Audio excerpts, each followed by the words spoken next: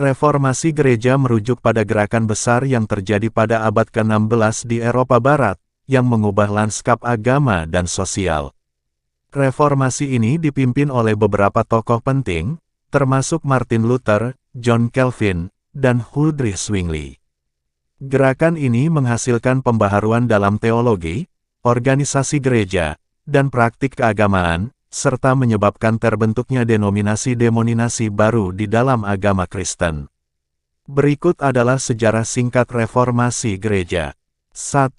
Martin Luther dan reformasi di Jerman. Pada tahun 1517, Martin Luther, seorang imam Katolik, mengeluarkan 95 teologi yang mengecam praktik penjualan indulgensi oleh Gereja Katolik Roma. Luther menuntut pembaruan dalam gereja dan penekanan pada pengajaran Alkitab. Pandangannya menyebar melalui cetakan dan pidato, dan gerakan reformasi Protestan dimulai. Luther menentang kekuasaan Paus dan memperjuangkan kebebasan individu untuk menafsirkan Alkitab. 2. John Calvin dan reformasi di Swiss.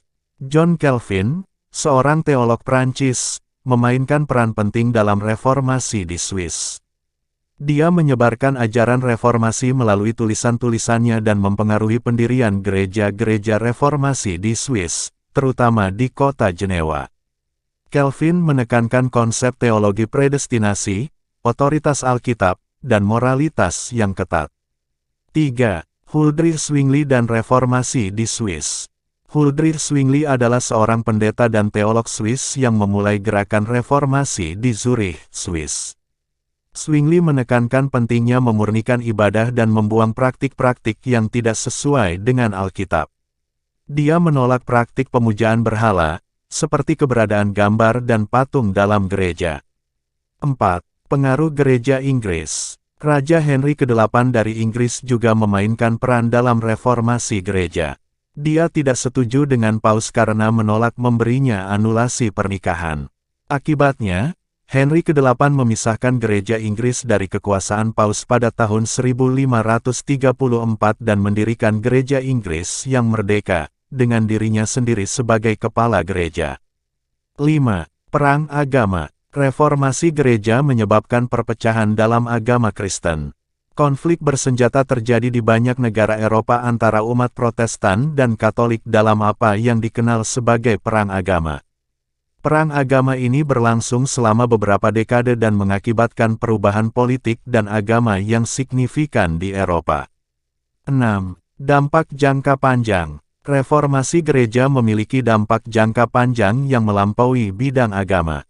Gerakan ini mendorong perkembangan pendidikan dan terbitnya Alkitab dalam bahasa-bahasa lokal, sehingga meningkatkan literasi di kalangan umat Kristen. Reformasi gereja juga berperan dalam membangun ekonomi, dengan mengubah pandangan tentang pekerjaan dan kekayaan. Prinsip-prinsip Protestan, seperti kerja keras, disiplin, dan tanggung jawab pribadi, dianggap sebagai faktor penting dalam keberhasilan dan kemakmuran individu. Selain itu, reformasi gereja juga mempengaruhi struktur gereja dan organisasi keagamaan. Gereja Katolik Roma menjalani proses pembaruan internal yang dikenal sebagai kontrareformasi, dengan mengadakan Konsili Trente, tahun 1545 sampai tahun 1563, untuk menanggapi kritik dan melakukan reformasi dalam gereja. Gereja Katolik mengubah beberapa praktik yang dikritik, memperkuat pendidikan imam, dan memperbaiki disiplin dalam gereja. Reformasi gereja juga menyebabkan terbentuknya denominasi-denominasi baru di dalam agama Kristen. Beberapa denominasi Protestan yang terkenal termasuk Lutheran, Calvinis, Reformed, dan Anabaptis. Selain itu, gerakan-gerakan spiritual seperti Puritanisme dan Metodisme juga bermula dari reformasi gereja. Dalam jangka panjang, reformasi gereja mengubah lanskap agama dan sosial Eropa Barat.